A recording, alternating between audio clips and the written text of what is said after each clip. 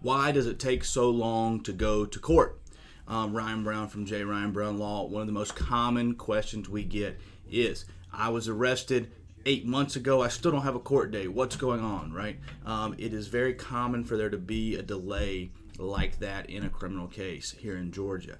After there's an arrest and someone bonds out, the case file must be completed by law enforcement, turned into the prosecutor's office. Prosecutors must review the file. In some cases, they must present it to a grand jury. In some cases, they must send evidence to the GBI, right, and have that evidence sent back to the prosecutor's office. It can be quite the process. Sometimes it takes months or even years, right? Prosecutors have the ability to not pursue charges, right? Law enforcement may make an arrest. It can be dismissed by prosecutors. Law enforcement may complete an investigation, not make an arrest, and turn it into prosecutors for review, and the prosecutors may decide to take charges.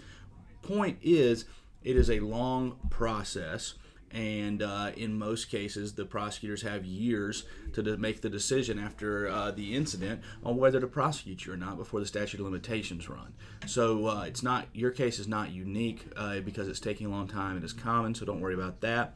One thing that we do see is people oftentimes mistakenly believe that their case has been dismissed because they have not heard from the courts. And then when they do get a court notice, they are shocked to learn that they, in fact, have been indicted. So make sure that you're not falling into that trap, because until you get word that something's been dismissed, the prosecutors probably have the file and are working on drafting an accusation and an indictment. But that is what can cause the delays between arrest and indictment or accusation.